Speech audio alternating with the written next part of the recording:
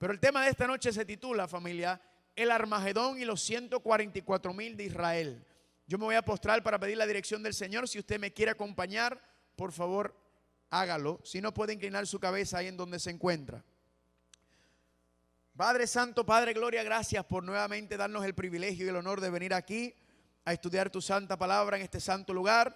Padre, en esta noche vamos a continuar estudiando las profecías concernientes a los eventos finales, y hoy estudiaremos una profecía fascinante. Ayúdanos, Padre, dirígenos y guíanos para que podamos deleitarnos en este estudio, y todo esto te lo pedimos en el nombre de Jesús.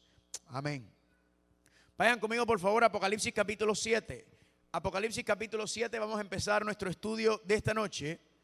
En Apocalipsis capítulo 7 nos habla de algo muy interesante. Apocalipsis capítulo 7, nuestro estudio comienza aquí. Si usted está aquí como invitado y usted no tiene Biblia, por favor, en la mesa de registración tenemos Biblias para aquellas personas que no tienen. Si a usted se le quedó la Biblia, eso es otro asunto, tráigalo mañana. Pero si usted no tiene Biblia en su casa, puede pedirnos y con mucho gusto le vamos a dar una Biblia. Apocalipsis capítulo 7, ¿cuántos están ahí ya? Dice Apocalipsis capítulo 7. Después de esto vi a 4 ángeles en pie sobre los 4 ángulos de la tierra, que detenían los 4 vientos de la tierra para que no soplase viento alguno sobre la tierra, ni sobre el mar, ni sobre ningún árbol. Vi también el otro ángel que subía de donde sale el sol y tenía, ¿qué cosa? A ver, parece que no me están siguiendo. Vi también otro ángel que subía de donde sale el sol y tenía, ¿qué cosa? El sello del Dios vivo. Y clamó a gran voz a los 4 ángeles a quienes se le había dado el poder de hacer daño. ¿De hacer qué? Daño a la tierra y al mar, diciendo: no hagas daño a la tierra, ni al mar, ni a los árboles, hasta que hayamos sellado en sus frentes a los siervos de nuestro Dios. Familia, aquí nos está hablando y nos está diciendo que muy pronto terminará la gracia. Muy pronto cerrará el acceso al trono de Dios. La misericordia de Dios tendrá su fin. Y antes de terminar la misericordia de Dios, antes de llegar la destrucción sobre la tierra, dice aquí, de hacer daño a la tierra, al mar y a los árboles, antes de eso Dios tiene que sellar a su pueblo.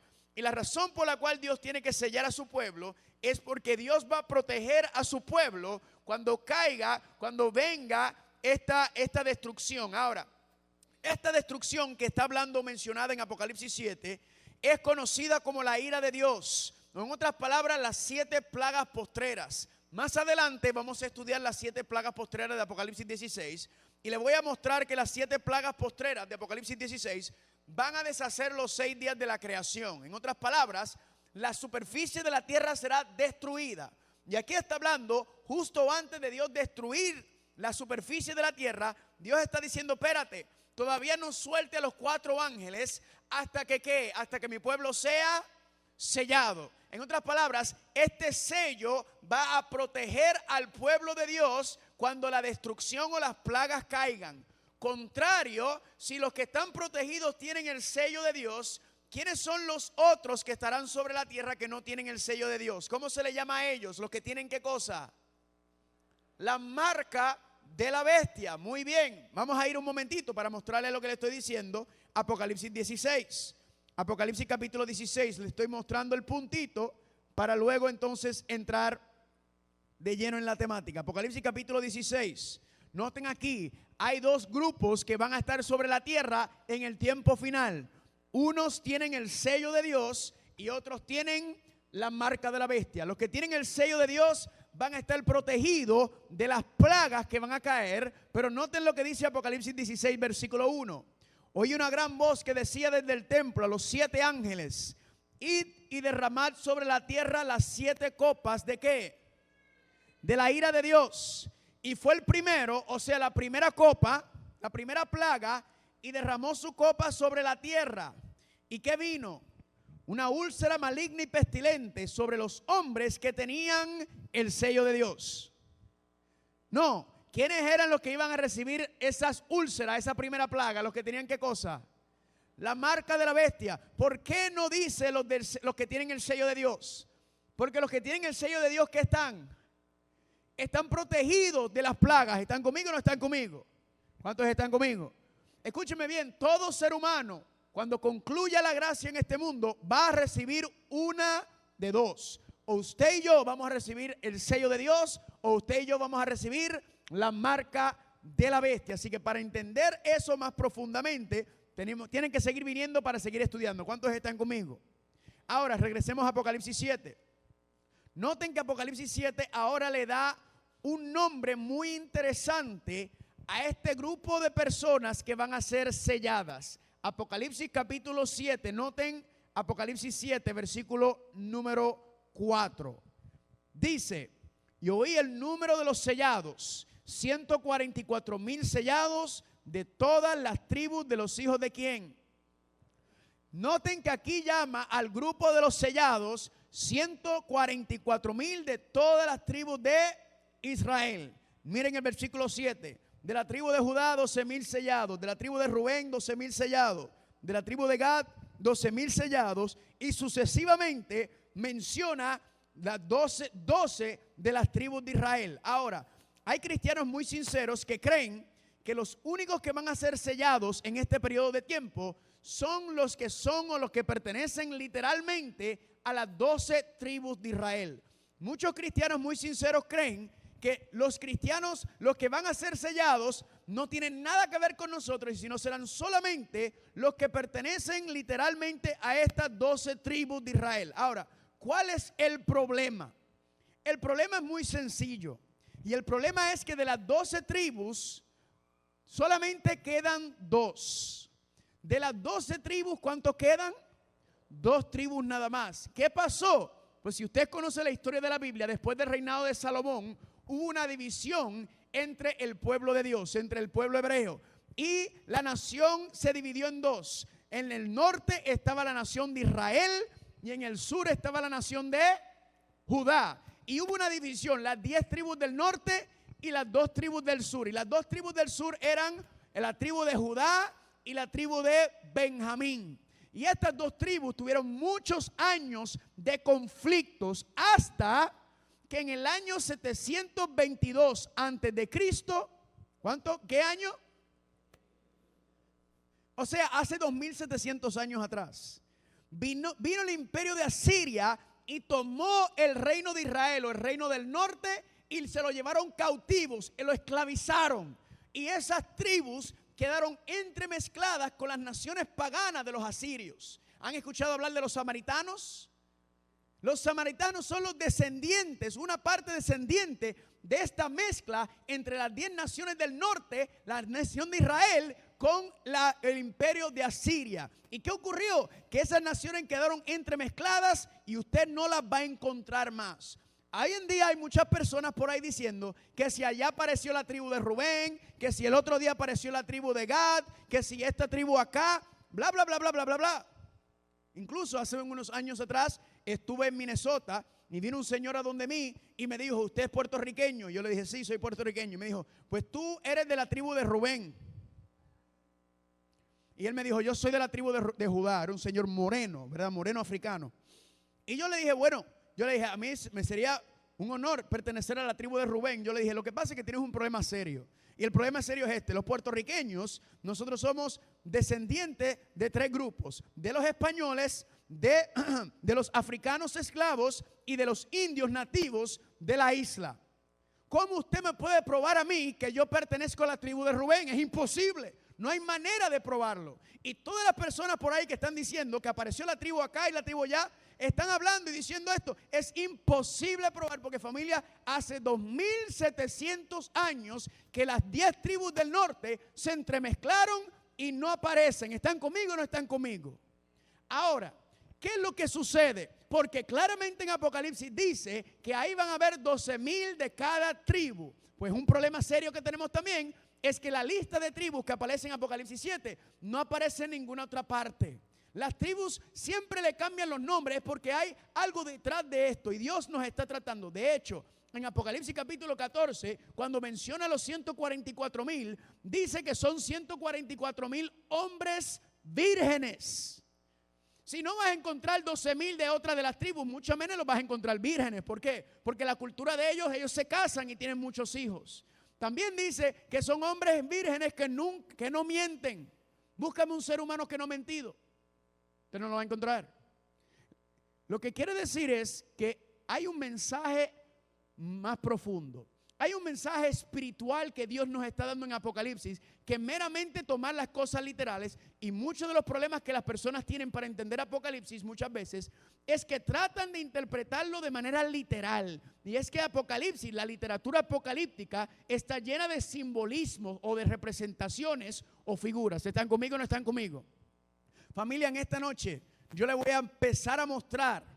Vamos a empezar a estudiar este grupo de los 144,000 para tratar de entender cuál es el mensaje que Dios está dando a su pueblo en los tiempos finales. ¿Cuántos están conmigo? ¿Cuántos dicen amén? Así que hoy es una introducción, porque este grupo de los 144,000, este grupo que recibe el sello de Dios, lo vamos a volver a estudiar más adelante, especialmente cuando toquemos el tema de la marca de la bestia. Ahora, anoche empezamos a estudiar el Evangelio eterno. ¿Quién recuerda lo que es el Evangelio eterno? El Evangelio eterno es el plan de salvación. ¿Cuántos dicen amén? ¿Qué es el Evangelio eterno? ¿Y qué es el plan de salvación? El plan de salvación es que el ser humano pueda morar nuevamente en la presencia de Dios. Gloria a Dios. Hay alguien que estaba contento por aquí de eso. Repito, ahora contésteme. ¿Qué es el Evangelio eterno? El plan de salvación. No se preocupe, yo los ayudé. ¿Y cuál es el plan de salvación? Que podamos morar, ¿qué? Nuevamente en la presencia de Dios. ¿Cuántos dicen amén? ¿Por qué no podemos morar en la presencia de Dios ahora mismo? Por culpa del pecado. Entonces, el plan de salvación es que Dios quiere separar el pecado de nosotros para que pueda morar en nuestra presencia nuevamente. ¿Cuántos dicen amén? Ahora le hago una pregunta. ¿En dónde está explicado o detallado el plan de salvación?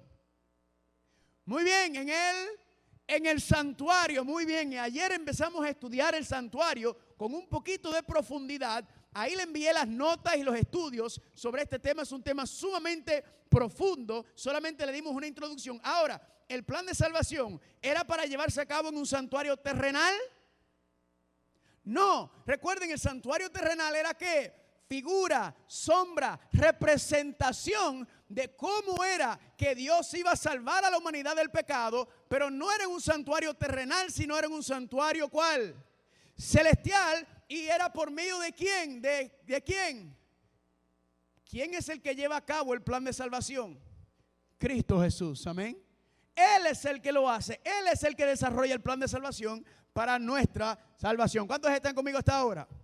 Ahora, cuando Dios, ahí vimos el desglose, ¿verdad? Este es el mapa, y ayer vimos a Jesucristo caminando dentro del santuario celestial en el libro de Apocalipsis.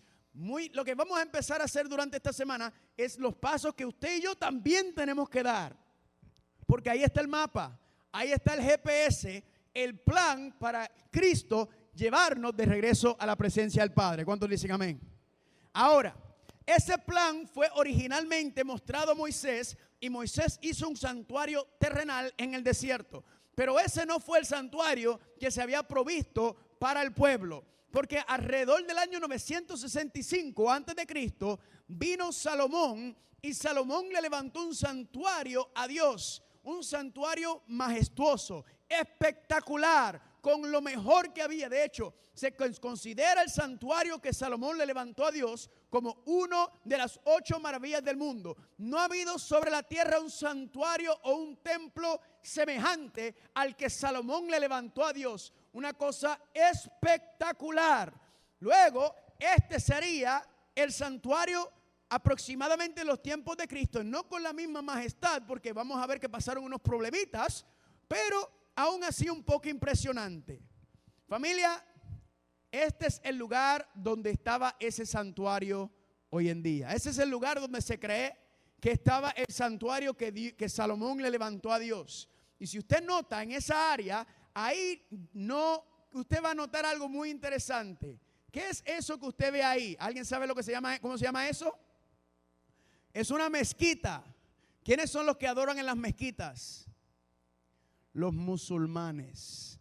Los musulmanes están en control del área en donde estaba el santuario que se le había levantado al Dios de los cielos. Los musulmanes dominan y controlan esa área hoy en día. Y hoy en día la única parte que le queda al pueblo de Israel es este muro que se llama, ¿cómo se llama el muro?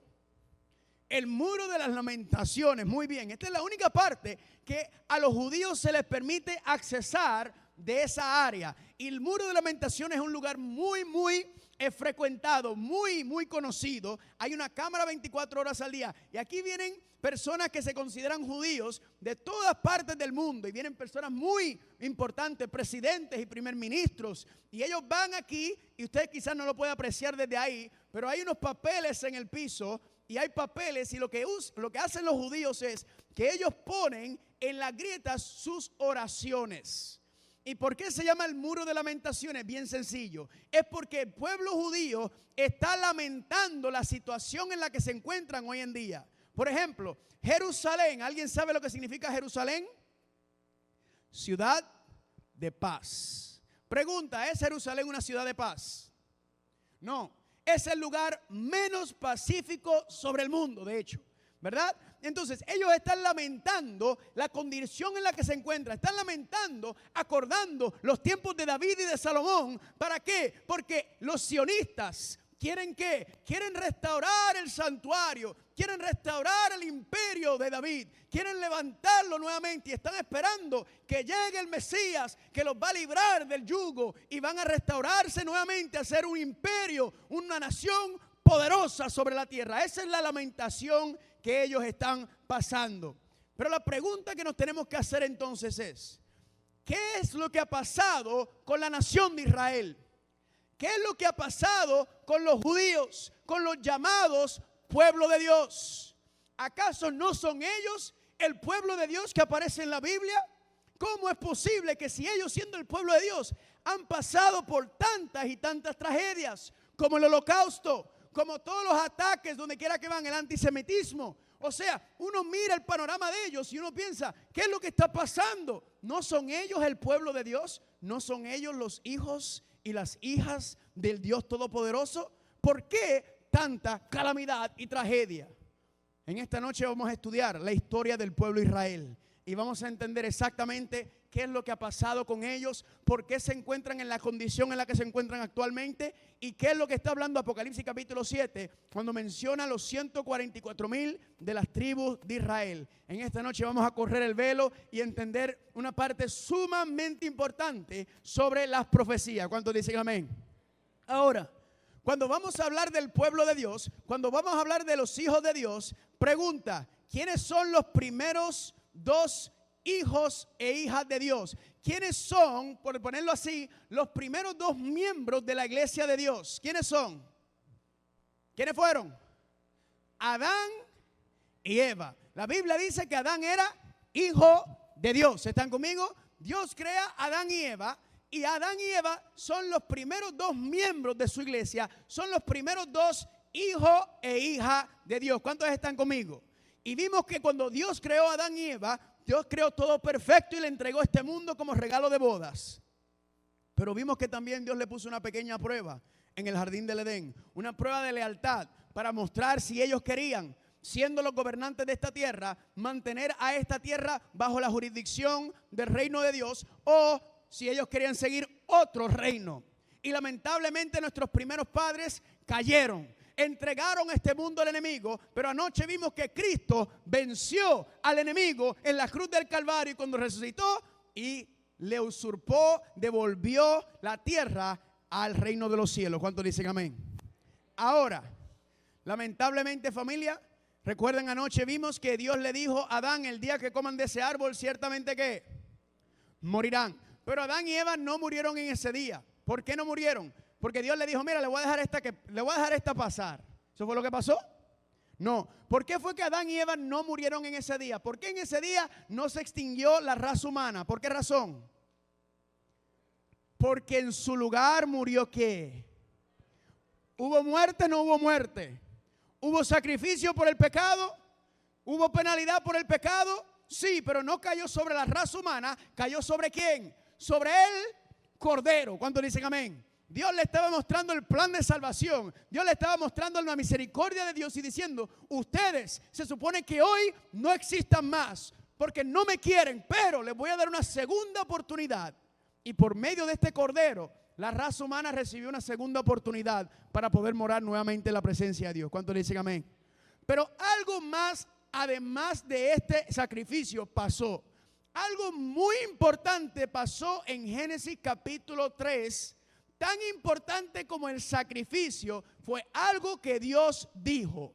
Génesis capítulo 3, versículos 14 y 15 dice: el Señor Dios dijo a la serpiente: pondré enemistad entre ti y la mujer, entre tu simiente y ¿quién? Y la simiente de ella. Tú, hablándole al diablo, tú le herirás en el talón, pero él, o sea, la simiente de la mujer, te aplastará. ¿Qué cosa? Familia, esta es la profecía más importante de la Biblia. ¿Cómo? Esta profecía yo le llamo la madre de las profecías, porque esta profecía es la que dirige y distingue y la que subraya todo lo demás que está ocurriendo en la Biblia. ¿Cuántos están conmigo? Estos dos eventos, el sacrificio del cordero y la promesa que Dios le dio a la serpiente, son la base de todo lo que ocurre en la Biblia, desde Génesis hasta Apocalipsis. Ahora, ¿qué es lo que Dios le está diciendo? Dios mira a la serpiente o el dragón, al diablo, y le dice: tú crees que tú has vencido. Tú crees que porque tú lograste que mis primeros hijos e hijas me desobedecieran, tú crees que has vencido. Pero te voy a decir algo hoy, Satanás, y frente a ellos te lo voy a decir. Tú vas a tener una pelea o una guerra con la mujer. ¿Quién es la mujer en este contexto literal? Eva. Literalmente es Eva, pero ¿qué representa Eva? Eva representa el pueblo de Dios. Él le está diciendo: pondré enemistad entre ti y la mujer. Recuerden, primero hay que tomarlo literal para luego entender el cumplimiento profético. O sea, le dice: Satanás, tú y esta mujer van a tener una guerra. Y la mujer entre tu simiente y la simiente de ella. O sea, la mujer va a salir, ¿qué cosa? Una simiente, y tú vas a tener tu simiente, y va a haber una batalla, una guerra entre estas dos simientes. Le dijo: tú le herirás en el talón. En otras palabras, la simiente tuya, Satanás, le va a dar una herida mortal a la simiente de la mujer.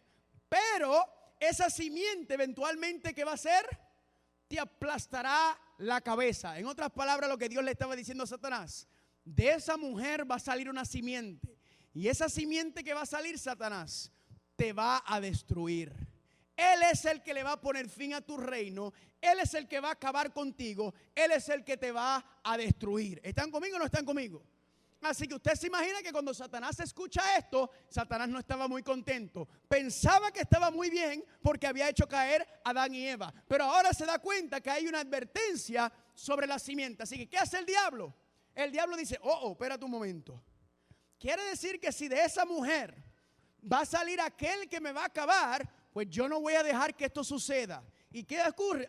¿Qué hace el diablo? Ahora el diablo está pendiente de la simiente. Ahora, ¿quiénes son en la Biblia mencionados los primeros dos simientes de la mujer? Caín y Abel. Así que estos dos muchachos salen de la mujer. ¿Y qué hace el diablo? El diablo mira a Caín y dice: Caín es mío. Caín me pertenece a mí porque él no obedece a Dios. Pero el diablo mira a Abel y el diablo dice: a mí Abel no me cae bien. Abel no me cae bien porque Abel quiere escuchar a Dios y quiere obedecer a Dios. Así que, ¿qué hace el diablo? Aquí está la primera guerra, escuche bien, la primera batalla o la primera guerra entre las simientes. El diablo entonces hace que Caín haga ¿qué? Que Caín mate a Abel. ¿Están conmigo o no están conmigo? Así que el diablo dice: está buena la cosa. Algo interesante. Un hermano mató al otro hermano. ¿Por qué? Porque un hermano, Abel, quiso adorar a Dios como Dios se lo pidió. El otro hermano, Caín, quiso adorar a Dios como él quiso, como a él se le antojó, como él quería. ¿Y qué ocurrió? Dios aceptó la ofrenda o la adoración de Abel y no el de Caín. ¿Y qué hizo Caín? Mató a Abel porque le echó la culpa a él y a Dios por su rechazo. En Apocalipsis aparecen ¿cuántas mujeres? 2 hermanas. Una hermana, Apocalipsis 12, está parada sobre la luna, vestida de la gloria de Dios. Es una mujer fiel. Pero aparece otra mujer en Apocalipsis capítulo 17 que se le llama ¿cómo? Babilonia. Y Babilonia está sentada sobre una bestia. ¿Y qué dice Apocalipsis? Que en el final la mujer o la ramera de Apocalipsis 17 va a atacar para querer matar ¿a quién? A la mujer fiel de Apocalipsis 12. ¿Están viendo? ¿Están viendo? Esta es la batalla final. Esta es la guerra del Armagedón.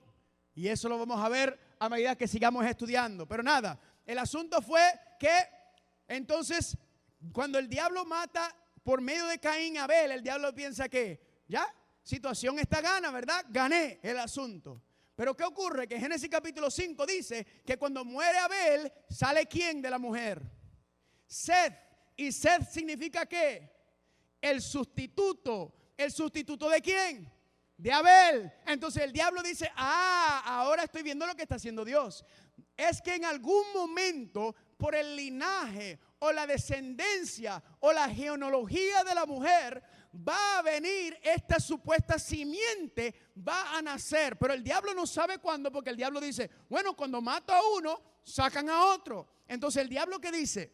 Además de tratar de matarlo, esto es lo que voy a hacer el diablo. El diablo dice, yo voy a corromper el linaje de la mujer. Yo los voy a corromper. ¿Para qué? Que se conviertan en idólatras, que se conviertan en mentirosos, en asesinos, en perversos. Y si yo logro pervertir el linaje por donde va a venir la simiente, ¿qué ocurre? Que entonces si la simiente nace, van a ser como pervertido.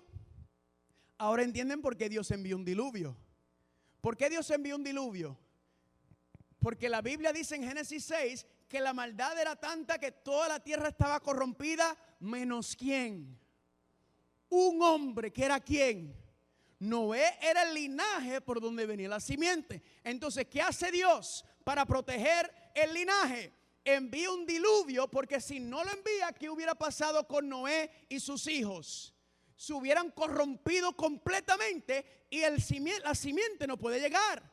Dios envía un diluvio para proteger la simiente por donde va a venir el Mesías. Pregunta, ¿funcionó o no funcionó? Perfectamente funcionó. Si usted quiere resumir las escrituras hebreas, es básicamente lo que le llaman el Viejo Testamento. Si usted lo quiere resumir, es sencillo. Es el diablo tratando de destruir y corromper el linaje para que la simiente no nazca. Y es Dios haciendo todo lo posible por proteger el linaje por donde va a nacer la simiente. ¿Están conmigo o no están conmigo? El diablo tratando de acabarlo y Dios protegiéndolo. Porque recuerden, lo más importante es que nazca la simiente, porque Él es el que va a salvar a la humanidad y Él es el que va a destruir y acabar con el diablo. ¿Cuántos están conmigo hasta ahora? Después de Noé viene otro personaje muy interesante que se llama ¿cómo? Abraham. Génesis capítulo 22, versículos 17 y 18. Dios le dijo a Abraham, presten atención a esto: de cierto te bendeciré y multiplicaré tú, miren la palabra, como las estrellas del cielo y como la arena que está a la orilla del mar. Y la simiente poseerá las puertas de sus enemigos. En tu simiente serán benditas ¿cuántas? Todas las naciones de la tierra. Noten la promesa. Dios le dijo a Abraham, de ti nacerá la simiente. Amén.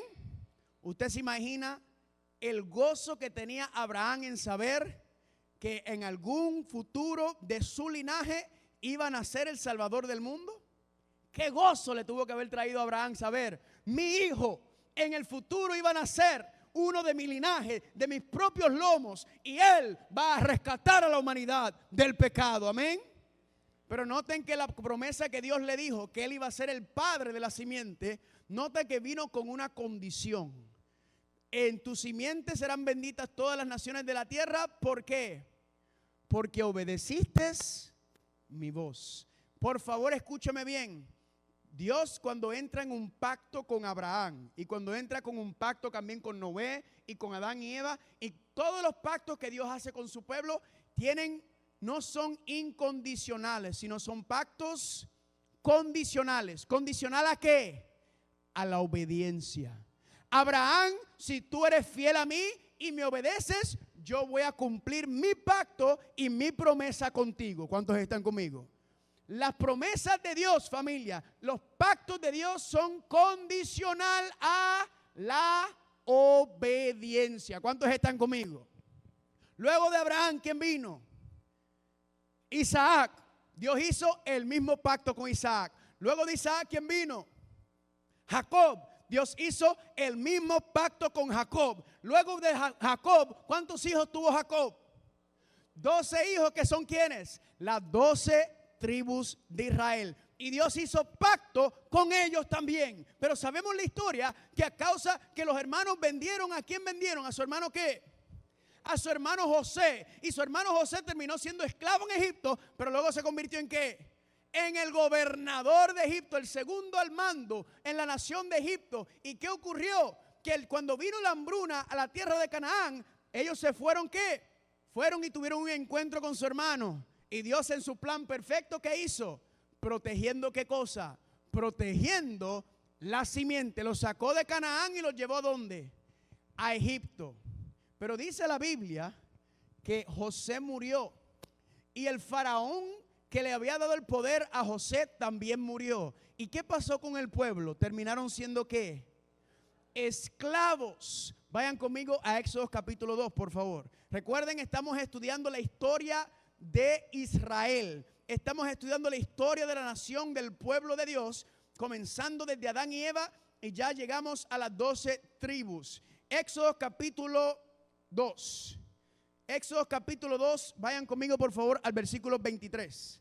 Éxodo 2, 23. ¿Cuántos están ahí? Éxodo 2, 23. Amén. Noten el vocabulario.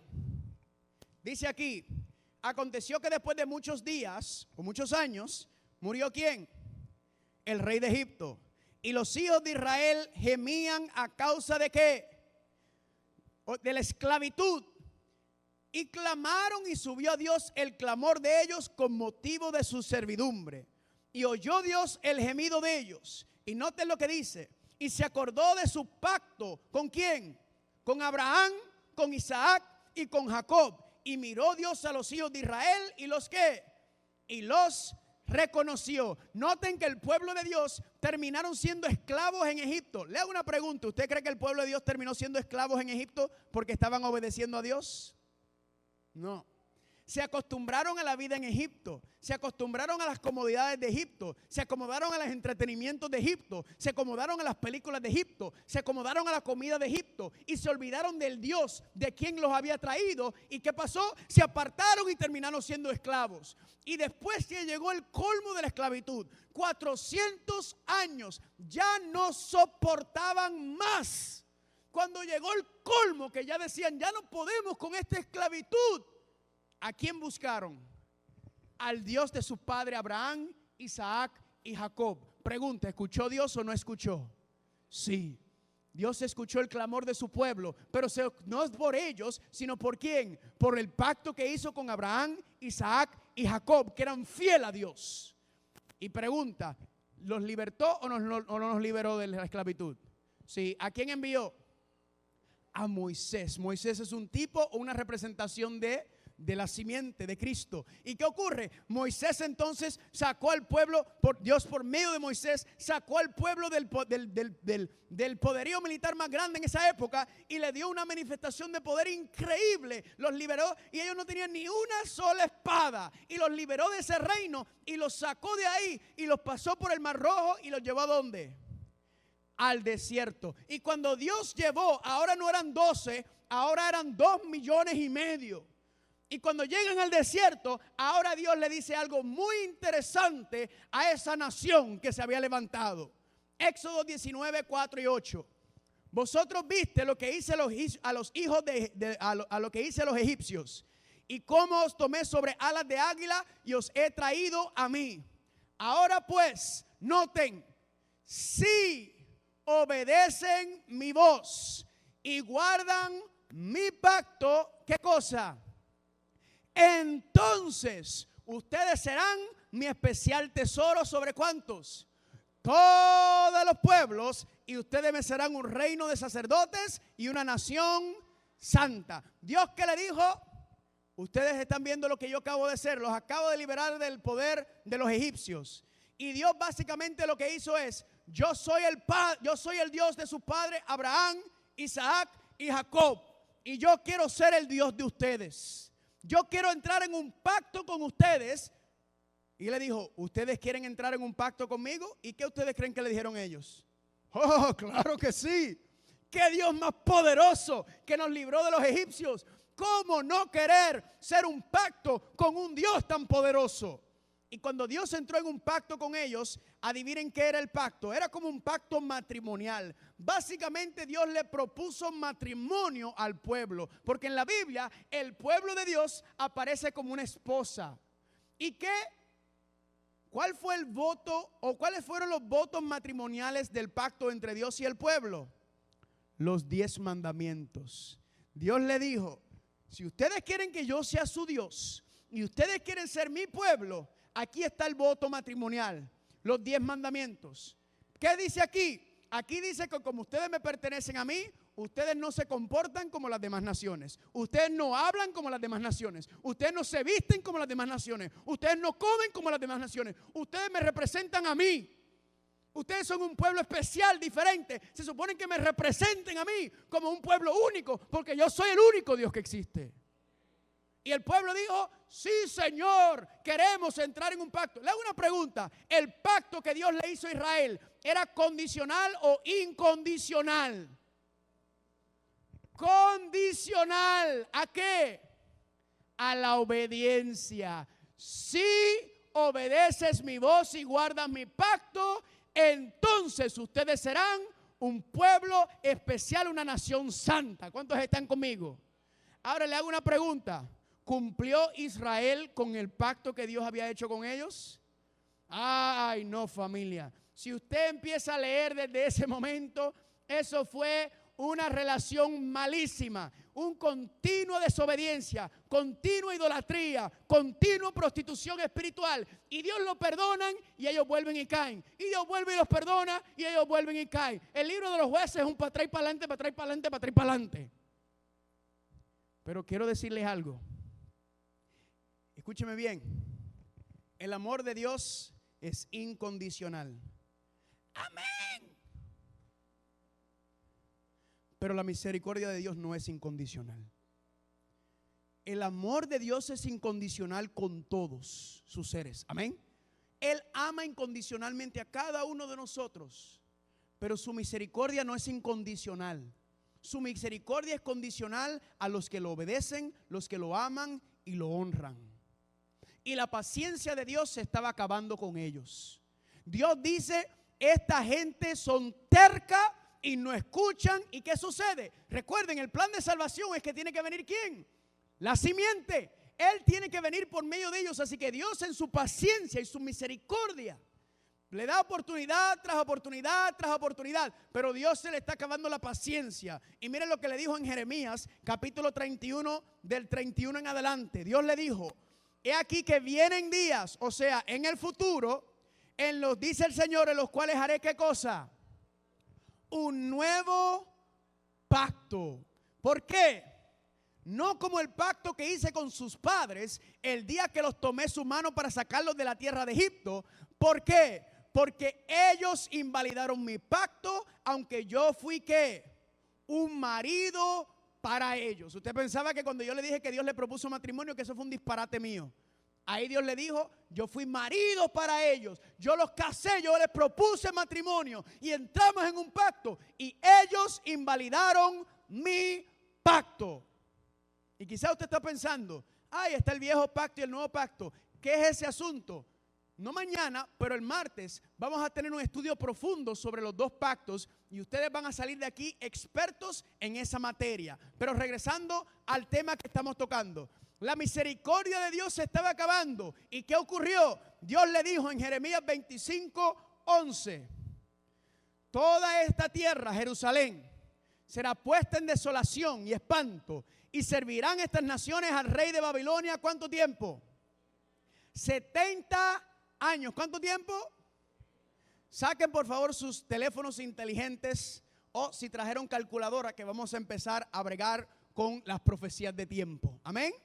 Dios le dijo a Israel, Dios le dijo a su pueblo: miren, se me está agotando la paciencia. Y le dijo: yo voy a dejar que ustedes queden cautivos en Babilonia. ¿Por cuánto tiempo? 70 años. Esto fue un castigo que Dios le envió. Ahora le hago una pregunta: cuando usted castiga a su hijo y a su hija, ¿por qué usted lo hace? ¿Para mostrarle a ese chiquito, a esa chiquita, cuán poderoso y cuán fuerte es usted? ¿Para que sepas que yo soy el que tengo fuerza y domino en esta casa? No. ¿Cuál es el propósito de un castigo? 1, para que reconozcan su error. 2, para que se arrepientan. Y 3, para que no lo vuelvan a hacer. ¿Verdad que sí? Es el castigo, la función del castigo es que haya un cambio, ¿verdad?, en actitud y en comportamiento. Dios le dio un castigo ¿de cuánto tiempo? 70 años en Babilonia. Dijo: como siguen desobedeciéndome, yo voy a quitar mi protección de Jerusalén, y va a venir Babilonia y va a destruir a Jerusalén. Van a estar 70 años cautivos en Babilonia. Pero noten lo que va a pasar al final de los 70 años. Jeremías 29:10. Cuando en Babilonia se cumplan los 70 años, dijo Dios, yo os visitaré y despertaré sobre vosotros mi buena palabra para hacerlos que volver a Jerusalén. ¿Por qué tenían que volver en Jerusalén? Porque ¿qué es lo que estaba en Jerusalén? El santuario. ¿Y quién era el que venía? ¿Quién era el que iba a llegar a cumplir con todas las profecías del santuario? El Mesías, la simiente. Entonces Dios le dijo: los voy a castigar, le voy a dar un castigo de 70 años, pero al final de los 70, yo voy a regresar y los voy a sacar de Babilonia para regresarlos a Babilonia. Yo espero que hayan aprendido su lección. ¿Para qué? Para que se pongan las pilas, para que se preparen, porque pronto va a llegar la simiente. El Mesías va a llegar. ¿Están conmigo o no están conmigo hasta ahora? Ahora, esto se dio, esta profecía de 70 años fue dada en el año 606. Ponga 606 en su calculadora, por favor. 606 antes de Cristo. Ahora, réstale 70 al 606. 606 fue el año, estamos usando los cálculos nuestros. ¿Qué año le da? 536, ¿verdad? Ok, en otras palabras, en el 606 Babilonia los toma cautivos. Quiere decir que 70 años después van a ¿qué? Van a regresar. Así que en los 70 años se cumplen ¿en qué año? 500, recuerden, estamos antes de los tiempos de Cristo, así que el tiempo va al revés. Por si alguno de ustedes lo estén mirando como si tuvieran como una cara de pescado de freezer, es que el tiempo va al revés. 536 se acaban. Ahora, Jerusalén está destruido. Quiere decir que en el 536 se cumplen. Ahora la pregunta es, ¿qué pasó al final de los 70 años? Daniel capítulo 9. Vayan conmigo por favor. Daniel capítulo 9. Daniel capítulo 9. Daniel capítulo 9 marca el final de los 70 años de castigo, de servidumbre de pueblo en Babilonia. Daniel capítulo 9. ¿Cuántos están ahí? Dice así, ¿listos? En el año primero de Darío, hijo de Asuero, de la nación de los Medos, que vino a ser rey sobre el reino de los caldeos, en el año primero de su reinado, yo Daniel miré atentamente los libros, el número de los años del que habló el Señor al profeta Jeremías, que había de cumplirse las desolaciones de Jerusalén ¿en cuánto tiempo? 70 años. En otras palabras, Daniel está en Babilonia y él está leyendo, ¿qué está leyendo Daniel? Las profecías de Jeremías. Y Daniel dice, ve que estudiando las profecías de Jeremías se da cuenta que Dios le dijo 70 años. Daniel, intelectual que es, empieza a sacar los cálculos y dice, espérate un momento, 606, 70 años, 536. Recuerden, estamos usando nuestros tiempos, ellos tenían otros cálculos. ¿Y sabe lo que se dio cuenta Daniel? Dice que esto ocurrió en el año primero de Darío. ¿Saben qué año fue el primer año de Darío? 538. En otras palabras, Daniel lo está estudiando en el 9, en el año 538. ¿Y cuántos años faltan entonces para el 536? 2 años. Y Daniel dice, espérate un momento, faltan 2 años para cumplirse los 70 años. Y cuando Daniel mira, dice, Dios prometió que los 70 años nos iba a sacar de Babilonia y nos iba a regresar a Jerusalén. Daniel está ansioso por regresar. Pero ¿qué se dio? Cuando Daniel mira el panorama del pueblo, adivinen lo que vio. Un pueblo que ahora, en vez de estar consagrado, un pueblo en vez de estar listo para regresar a Jerusalén, ¿saben qué?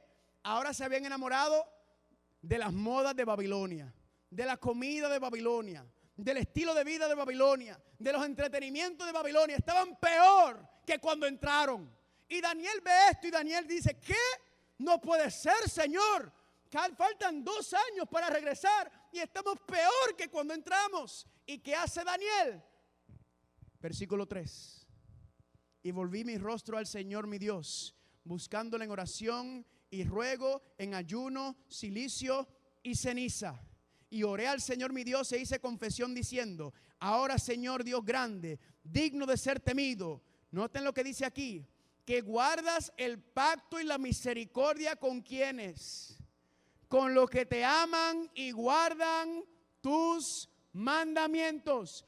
La misericordia de Dios es eterna con quienes, con los que lo aman y guardan sus mandamientos. ¿Qué dice? Hemos pecado, hemos cometido iniquidad, hemos hecho impíamente y hemos sido rebeldes y nos hemos apartado de tus mandamientos y de tus ordenanzas. Familia, el capítulo 9 de Daniel es una de las oraciones más hermosas que hay. Daniel derrama su corazón y noten algo, la Biblia no le echa ninguna culpa a Daniel. Daniel era fiel a Dios. Daniel era un hombre honrado y justo y bueno. Eran todos los demás, pero Daniel no es como los cristianos de hoy en día. Daniel no está orándole al Señor y diciéndole, ay Señor, yo no sé qué tú vas a hacer con este montón de sinvergüenza. Mira cómo viven, Señor. Yo no sé qué tú vas a hacer, Señor. No, Daniel dice, hemos. ¿Saben por qué? Porque el pueblo de Dios es una familia. Estamos en esto todos juntos, amén. Daniel es un buen cristiano. Y Daniel ora. Ahora le hago una pregunta. ¿Escucha a Dios las oraciones de un hijo justo, sí o no? Oh, en la Biblia se encuentran, todo el pueblo anda pervertido, pero por la oración de un solo hijo justo, Dios escuchó. Y Dios escuchó en el versículo 20. Vayan conmigo. Daniel capítulo 9, versículo 20. Aquí Daniel está concluyendo su oración y Dios le contesta. Daniel 9, versículo 20 dice así. Aún estaba hablando y orando y confesando mi pecado y el pecado de mi pueblo Israel y derramando mi ruego delante del Señor mi Dios por el monte santo de mi Dios. Aún estaba hablando en oración cuando el varón Gabriel, a quien había visto en la visión al principio, volando con presteza vino a mí como a la hora del sacrificio de la tarde y me hizo entender y habló conmigo diciendo, Daniel, ahora he salido para darte sabiduría y entendimiento. Al principio de tu ruego fue dada la orden. Y yo he venido para enseñártela porque tú eres muy amado. Entiende pues la orden y entiende la visión. Cuando Daniel todavía estaba orando, Dios le dijo al ángel Gabriel, mira, Gabriel, vete y contéstale a Daniel. Y ahí estaba el ángel Gabriel esperando a que Daniel terminara de orar. Porque dice que aún no había terminado mis oraciones que se apareció Gabriel.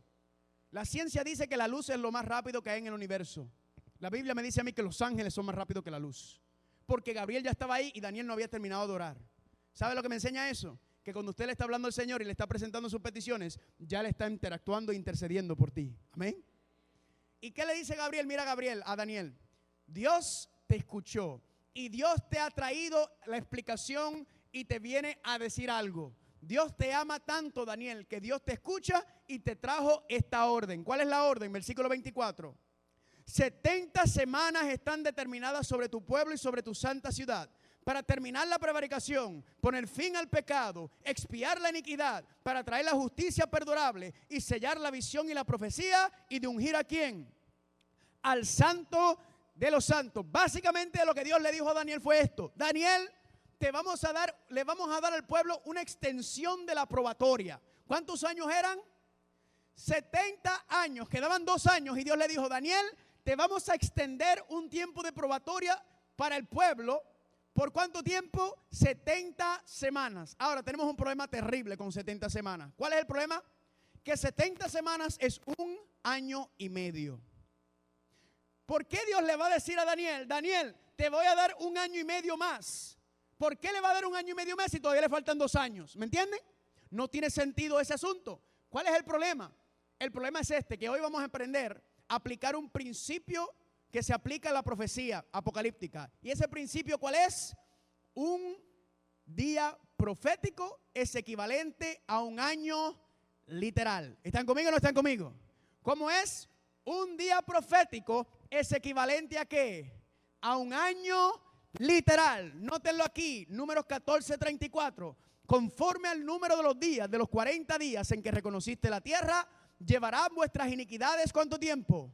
40 años. 1 año por cada día. Y conocerán ¿qué cosa?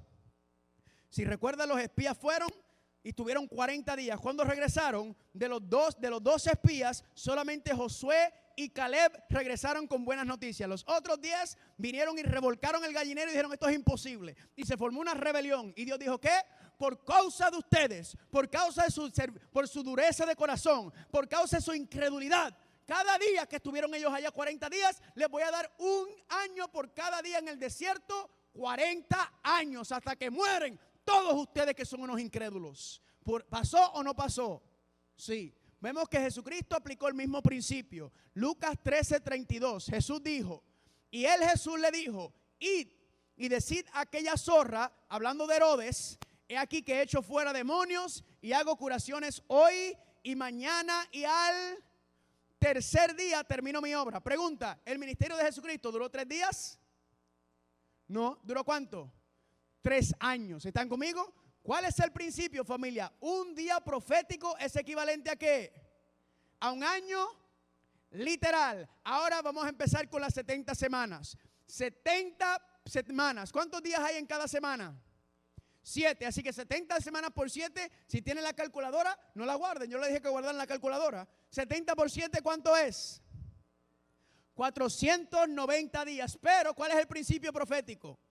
Un día profético es equivalente a 1 año literal. O sea que no son 490 días, son 490. Ahora tiene sentido, ¿verdad que sí? Ahora, ¿qué le estaba diciendo Dios a Daniel? Daniel, le voy a dar 490 años al pueblo judío. ¿Para qué? Para que se pongan las pilas, para que se enderezcan. ¿Por qué? Porque pronto va a llegar la simiente. Pronto va a llegar el Mesías, pronto va a llegar el Salvador de la raza humana. ¿Cuántos están conmigo hasta ahora? ¿Cuántos dicen amén? Ahora, la pregunta es: ¿cuándo comienzan los 490 años? Tenemos el periodo profético 490 años. La pregunta es: ¿cuándo se empieza a contar? Daniel capítulo 7, versículo 25 dice: sabe pues y entiende que desde la salida de la orden para restaurar y edificar a Jerusalén hasta el Mesías príncipe, ¿habrá cuánto? 7 semanas y 62 semanas, y se volverá a edificar la plaza y el muro ¿en qué? En tiempos angustiosos. Dios le dijo a Daniel: Daniel, cuando se dé la orden para restaurar y edificar a Jerusalén, ahí comienza el conteo de los 490 años. Ahora, ¿por qué Jerusalén? ¿Cómo estaba Jerusalén en este tiempo? Destruido, la ciudad destruida, el santuario destruido. Dios dijo: cuando se dé la orden, Daniel, ahí empieza el conteo del tiempo de probatoria al pueblo hebreo. Ahora, la pregunta es: ¿cuándo se da la orden? ¿Verdad? ¿Cuándo se da la orden? Pues es interesante que si usted ve en la Biblia, hay 4 órdenes. ¿Cuántas órdenes? 4.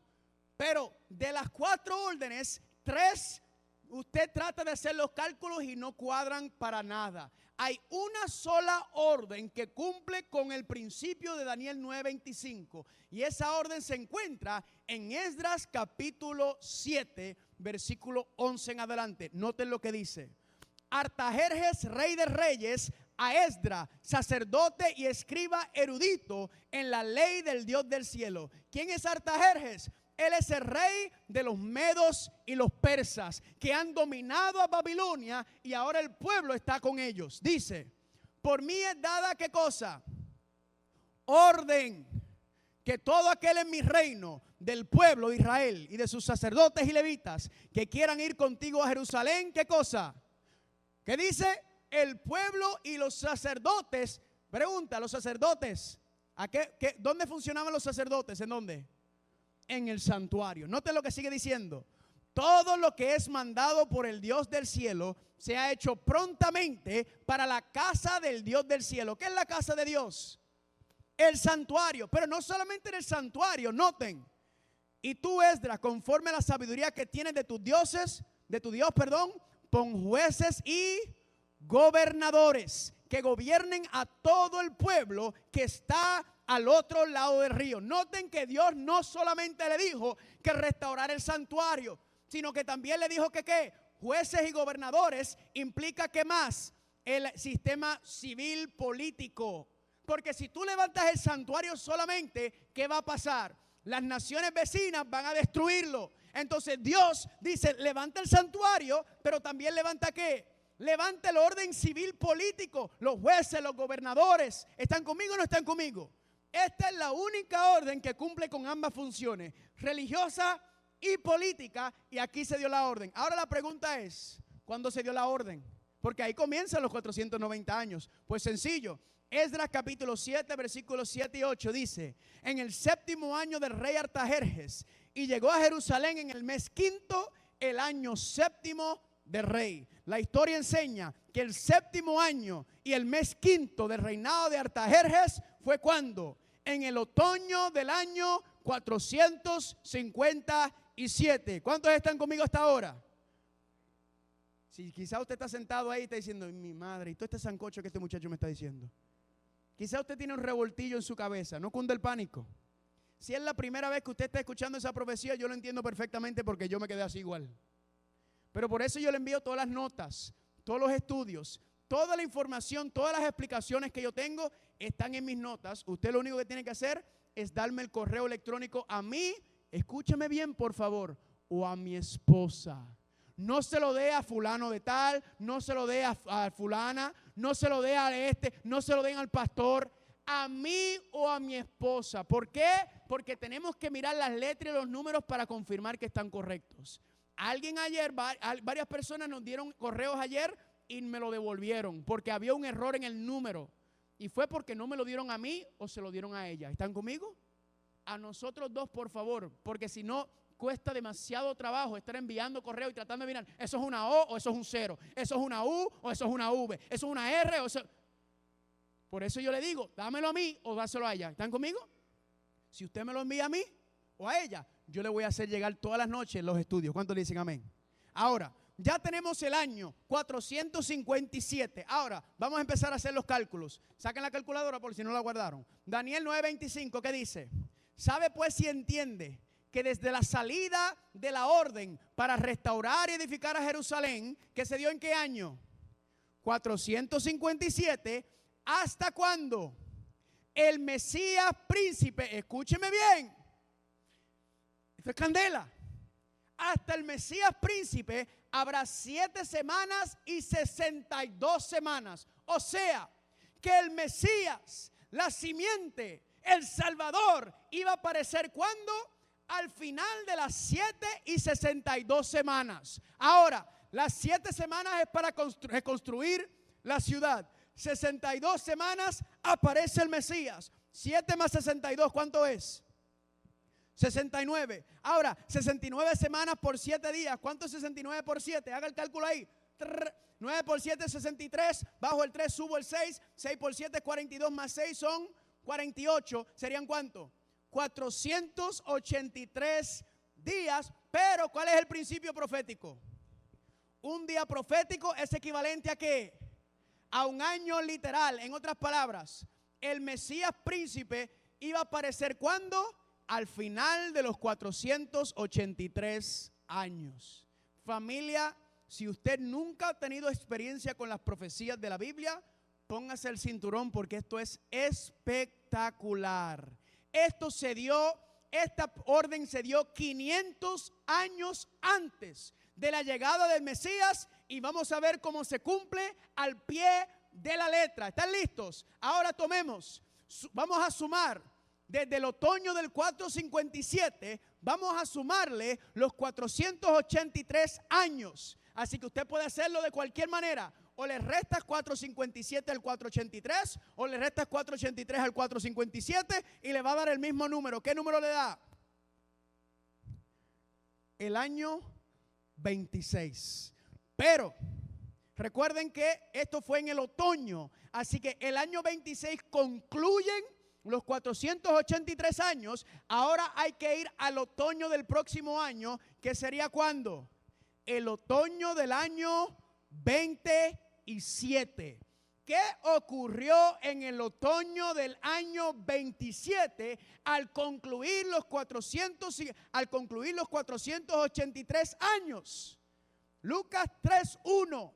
En el año 15 del imperio de Tiberio César, la historia enseña que el año 15 de Tiberio César fue el año 27. ¿Y qué ocurrió en el capítulo 3 de Lucas en el año 27?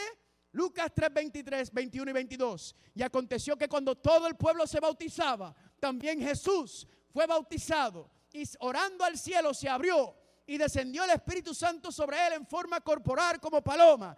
Y vino una voz del cielo que decía: tú eres mi hijo amado, en ti tengo complacencia. Al final de las 69 semanas o los 483 años, en el mismo otoño, Jesucristo fue bautizado.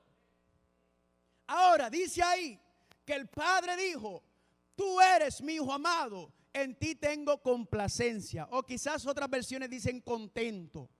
Pero la palabra contento no agarra lo que está pasando aquí. La palabra contento en griego es la palabra eudokeo, que significa contento, complacido, gozoso. Y sí aplica, pero hay algo más profundo que significa eudokeo. ¿Y saben lo que significa?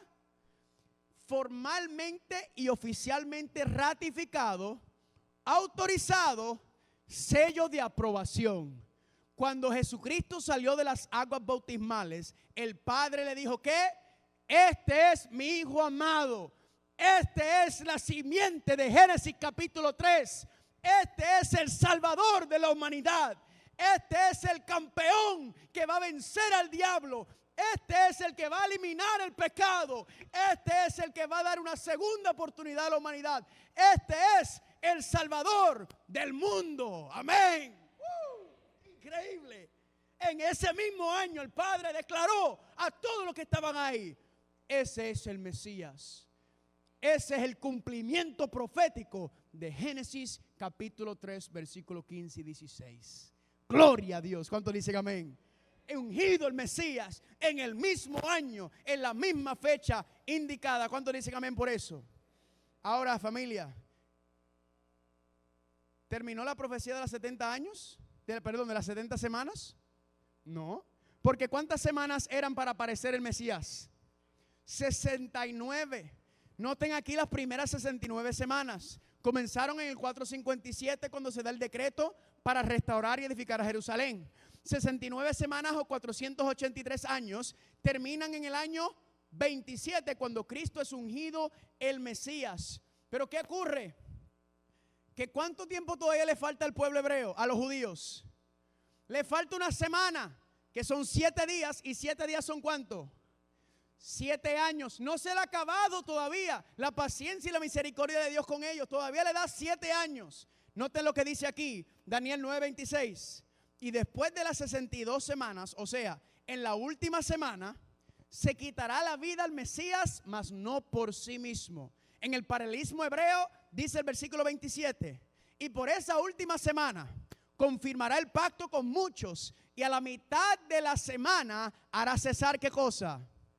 el sacrificio y la ofrenda. Así que ¿qué iba a pasar en la última semana, los últimos 7 años? El Mesías iba a ser quitado y a la mitad de la semana iban a cesar los sacrificios y las ofrendas. Ahora, ¿cuánto es la mitad de 7? 3 y medio, 3 días y medio o 3 años y medio. Jesús fue bautizado en el otoño del año 27. Vamos a hacer los cálculos. A 27 le sumo 3, ¿cuánto me da? 30. El otoño del año 30 son 3 años, pero son 3 años y medio. Ahora tomemos medio año y desde el otoño del 27, si tomamos medio año, ¿a dónde nos lleva eso? Al otoño del año 30, ¿nos lleva a dónde? A la primavera del año 31. 3 años y medio serían la primavera del año 31. Adivinen qué ocurrió en la primavera del año 31. Cristo fue crucificado. 3 años y medio duró desde el momento que fue ungido hasta que fue sacrificado. ¿Y qué dice Daniel 9:26? Y se le quitará la vida al Mesías, mas no por sí mismo. ¿Por qué su vida no fue quitada por él? ¿Por quién fue quitado? Por nosotros. Amén. ¿Y qué más ocurrió? Decía que a mitad de semana iba a cesar ¿qué? A la mitad de semana iba a cesar los sacrificios y la ofrenda. Cuando Cristo murió, el velo del santuario terrenal se rasgó en 2, que ya vimos anoche, que representaba que ya no hay separación entre Dios y los hombres, pero también representa otra cosa. Representa cuando el velo se rasgó, significa que a la mitad de la semana hará cesar el sacrificio y la ofrenda. ¿Saben por qué paró a mitad de semana? Porque Cristo era el sacrificio, Cristo era la ofrenda. Todo lo que se hacía en el santuario terrenal, las ofrendas, los sacrificios, las fiestas, el sacerdocio, todo era figura y sombra que apuntaban a Él. Todo era señalándolo a Él como aquel que iba a salvar al pueblo del pecado. Él era el cumplimiento de todo. Cristo, todo el santuario señalaba a Jesús. Todo lo apuntaba a Él como el Salvador, como el Cordero, como el sacerdote, como la ofrenda que Dios iba a enviar para darle una segunda oportunidad al pueblo de Dios. ¿Cuántos están conmigo hasta ahora? ¿Cuántos dicen amén? Ahora, pregunta, ¿terminaron el tiempo de probatoria de los hebreos? ¿Terminó el tiempo de probatoria la misericordia de Dios con los judíos? No, todavía falta ¿cuánto? Miren, Cristo murió 3 años y medio después. ¿Se le acabó? No, todavía le falta ¿qué? 3 años y medio más. Ahora vamos a hacer los cálculos. Cristo murió en la primavera del año 31. Sumemos ahora los 3 años y medio que faltan. Al año 31 le sumas 3, ¿cuánto da? 34. La primavera del 34, ahora súmale medio año. ¿Y eso te lleva a dónde? Al otoño del año 34. Pregunta, ¿qué pasó en el otoño del año 34 al final de las 70 semanas o los 490 años de la última oportunidad que Dios le dio al pueblo judío para cumplir con el pacto que había hecho con ellos originalmente? Esteban fue apedreado. Usted le hace Hechos capítulo 7 de tarea. Esteban parece abogado. ¿A cuánto le gusta aquí las leyes? A mí me encantan las leyes. Y Esteban parece que estudió leyes. Y como abogado, él viene y agarra en Hechos 7 y le dice, mira pueblo judío, Dios ha sido tan y tan paciente con ustedes. Dios ha enviado profeta tras profeta, tras profeta, tras profeta, tras profeta, y ustedes siguen igual de cabeciduros. No escuchan. Tanto que Dios tuvo que enviar a su propio hijo. Y aún a él se lo mataron. Y dice en Hechos 7 que cuando Esteban le estaba hablando, los judíos estaban ¿qué? Llenos de odio. Y dice que se taparon los oídos. En otras palabras, ellos negaron escuchar al último profeta enviado a ellos. El último profeta enviado a la nación de Israel, a los judíos, ellos lo rechazaron. ¿Y cómo sabemos que rechazaron el mensaje? Lo mataron. ¿Y qué ocurre? Que si mata al profeta y rechazaron al Mesías, ¿qué pasa ahora? Ahora Dios tiene un problema. Porque Dios dice, espérate, si ellos eran los que se supone que fueran a predicar el mensaje. Se supone que ellos fueran a llevar el mensaje de salvación al mundo. Pero ellos lo rechazaron. Solamente tengo un grupito. Pero dice Hechos 8 que ahí estaba Saúl. ¿Y Saúl se convirtió en quién? ¿Y qué le dijo Dios a Pablo en Hechos 13? Pablo, ahora yo te he escogido a ti para que tú le lleves el mensaje a los gentiles. Y dice la Biblia en el libro de Hechos que cuando los gentiles escucharon que Dios le dijo, ustedes son los que yo quiero que lleven este mensaje, ¿saben lo que hicieron los gentiles? Gloria a Dios. Gloria a Dios, qué privilegio nos toca predicar el mensaje de salvación al mundo. Y familia, tan y tan poderoso fue ese instante en el libro de Hechos que usted y yo estamos aquí sentados hoy. ¿Amén o no amén? Familia, una cosa espectacular. Aquí están las 70 semanas en todo su cumplimiento profético. Le voy a enviar esta tabla también. Escúchame bien. Esto es sumamente importante, especialmente mañana cuando hablemos de rapto. Familia, la profecía de las 70 semanas no tiene ningún hueco, no tiene ninguna pausa. Esta profecía comenzó en el año 457. 7 semanas se levantan los muros, 62 semanas se unge el Mesías, media semana Cristo es sacrificado, las últimas 7 medias semanas o 3 años y medio, Cristo es apedreado a Esteban. No hay ninguna profecía en la Biblia que se corta o tiene un periodo profético que se envía al futuro. ¿Por qué le digo esto? Mañana cuando hablemos del rapto, todo esto va a salir a la luz. ¿Están conmigo o no están conmigo? Ahora, ¿qué es lo que está pasando? Que todo el mundo piensa que las profecías de Apocalipsis se van a cumplir en Jerusalén. Todo cristianismo están esperando que vengan los China y Rusia, Irán y se unan, invadan a Israel y venga Estados Unidos y vaya a salvar a Israel y se va a formar la tercera guerra mundial y que esa va a ser la guerra del Armagedón.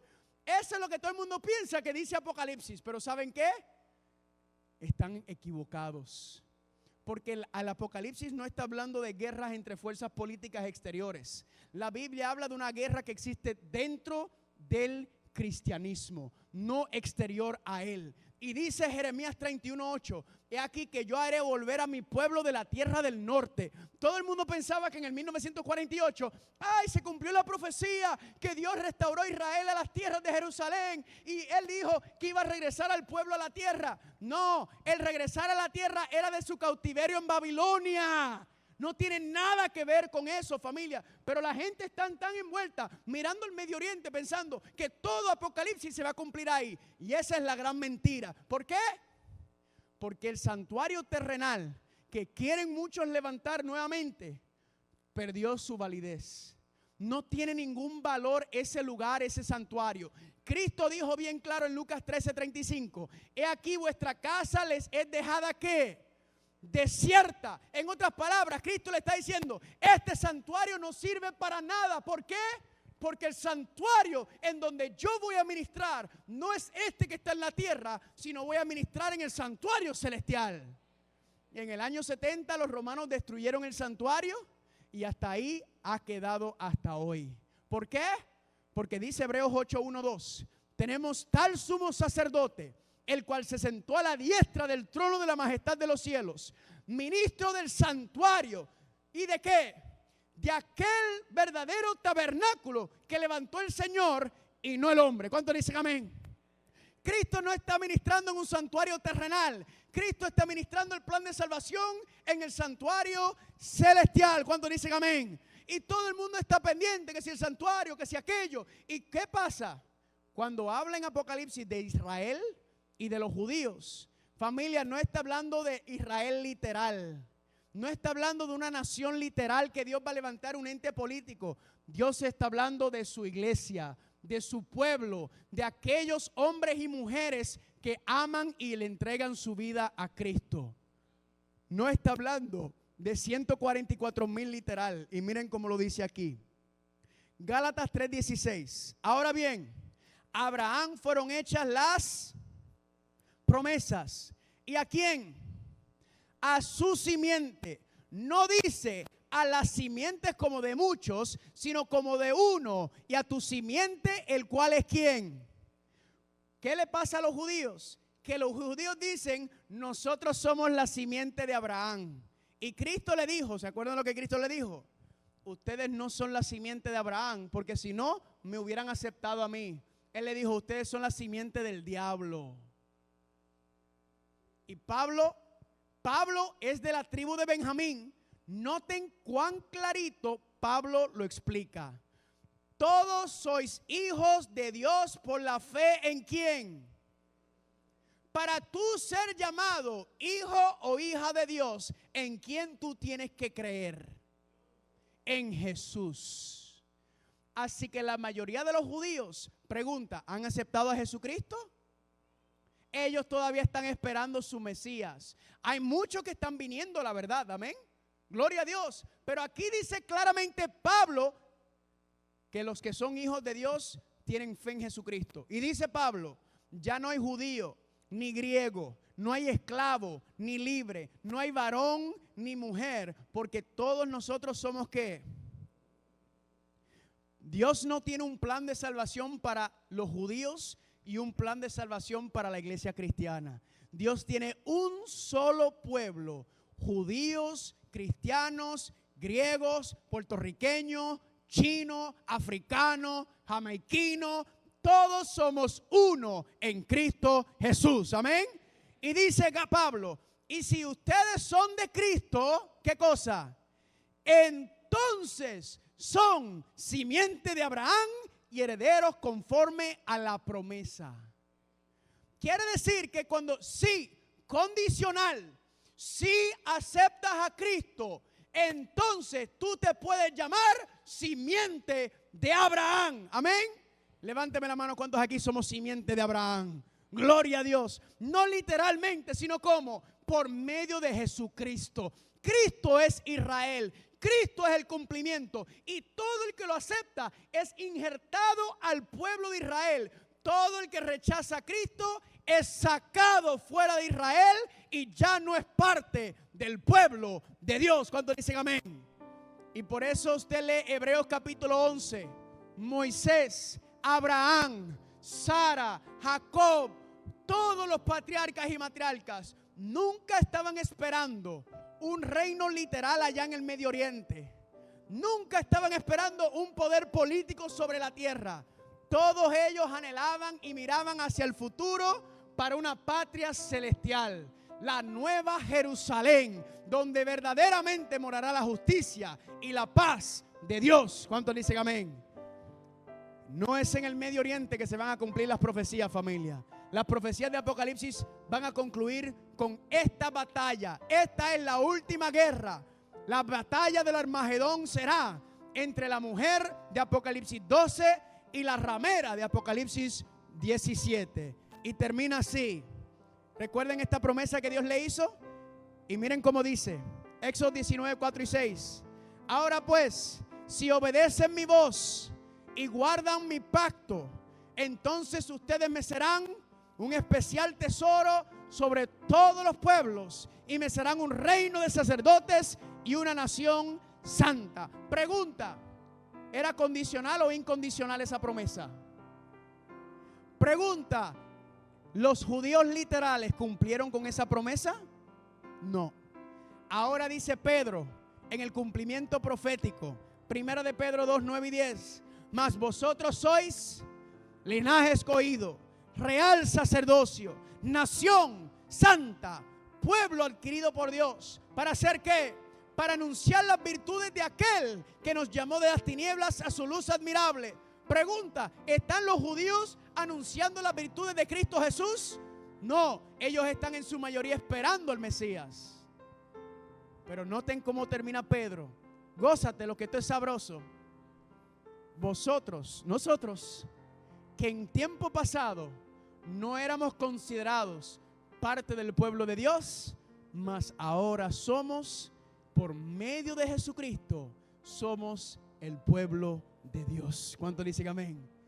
Gracias a Cristo. Cristo quitó la barrera que existía y Cristo abre los brazos para que todo el mundo, no importa en qué país, no importa en qué idioma, no importa qué lenguaje, qué dialecto, no importa si naciste en China, si naciste en Australia, si naciste en México, si naciste en Afganistán, no importa la raza, no importa nada. Nada impide que todo ser humano pueda ser parte del pueblo de Dios, aceptando a Cristo Jesús como su Señor y Salvador. ¿Cuántos dicen amén? ¿Y qué es lo que quiere Dios? Dios quiere un pueblo que salga a predicar las virtudes de Cristo Jesús, que salga a predicar el plan de salvación. Y le pregunto en esta noche, ¿hay alguien aquí que quiere decir, yo acepto el llamado de llevar el mensaje de salvación al mundo y de traer a muchas personas a los pies de Cristo Jesús? Póngase en pie en esta noche si usted quiere decirle, Señor, yo soy simiente de Abraham y yo quiero llevar este mensaje al mundo entero. ¿Cuánto le dicen amén? ¿Es lindo o no es lindo? ¿Es una bendición o no es una bendición? Gloria a Dios, familia, por todo esto. Mañana, 7:15, el rapto de Apocalipsis. Vamos a ligar el tema de hoy con el rapto mañana. ¿El rapto será secreto o glorioso? No importa lo que yo creo, lo que yo diga, lo que me enseñaron, lo que importa es lo que puedo mostrar en la Biblia. Si usted conoce a alguien, un vecino, un familiar, que cree en el rapto secreto, invítalo mañana. Dile, mira, este loco que está aquí predicando de Puerto Rico va a hablar del rapto mañana. Ese tipo está loco, ven y escúchalo para que vengan. Amén. Y vamos a ver qué es lo que está pasando. Familia, yo sé que yo hablo rápido y yo sé que hablo mucho. No se preocupe, que mi esposa ya me lo dice. Y por eso yo le envío las notas, le envío los estudios y le envío toda la información, porque hoy les di mucha información, ayer les di mucha información y así va a ser todas las noches. Esto va a ser candela, amén. Aquí no ha venido que sea un pañito, que sea un versículo, no, aquí vamos a estudiar la Biblia para entenderla, porque Dios tiene un mensaje y Dios tiene una misión para cada uno de nosotros, amén. Pero hay una promesa que nunca quiero que olvides cuando salgas de este lugar, independientemente que toda la información que yo haya dicho te entró por un oído y te salió por el otro. Hay una promesa que Dios tiene para todos nosotros y se encuentra en Isaías 41:10. ¿Y cómo dice? Vamos a leerlo todos juntos. No temas, que yo estoy contigo. No desmayes, porque yo soy tu Dios. Yo te doy fuerzas. Yo siempre te ayudaré. Yo te sostengo con la diestra. No sé el problema que tienes en tu vida. Tu matrimonio se está cayendo en cantos. Te están haciendo bullying en la escuela. Tienes una enfermedad. Ya no te quieren. Te dicen que no sirves para nada. Entiende algo, que Dios te dice, no temas, que yo soy tu Dios. Dios nos ha adoptado a su familia. Quizás tu papá y tu mamá te han abandonado. Pues entiende algo, Dios está listo para aceptarte como su hijo o como su hija. ¿Cuántos dicen amén? Mañana, ¿a qué hora estamos aquí? No llega a las 7:15, llega antes. Servicio de canto para alegrar el corazón. A las 7:15, bienvenida. 7:30 yo empiezo. El plan es terminar a las 8:45, amén. Los fines de semana agarro un poquito más de tiempo, pero está bien. Pero mañana, porque yo sé que tenían que trabajar. Mañana es feriado. ¿Cuántos tienen feriado mañana? A ver, levante la mano. Ay, casi ninguno. Bueno, esperamos verlo aquí mañana como quiera. Vamos a orar. Padre Santo, gracias por la bendición. Gracias, Padre, porque estudiamos una profecía bastante compleja, pero la idea era tener la esencia del mensaje, que era que tú desde antes, desde Génesis 3:15, ya habías determinado que ibas a enviar un Salvador a la humanidad. Y ese Salvador llegó justo a tiempo. En el momento indicado de la profecía, Cristo llegó para cumplir con todas las promesas que tú enviaste a la raza caída. La promesa de que íbamos a tener una segunda oportunidad, que nuestros pecados iban a ser perdonados y que iba a venir alguien que iba a vencer a Satanás. Y ese Salvador es nuestro Señor Cristo Jesús. Gracias por el privilegio de pertenecer a tu pueblo. Llévanos con cuidado a nuestras casas. Tráenos de regreso mañana, Padre, para seguir estudiando y dándole candela al enemigo. Gracias por la bendición y te lo pedimos todo en el nombre de Jesús.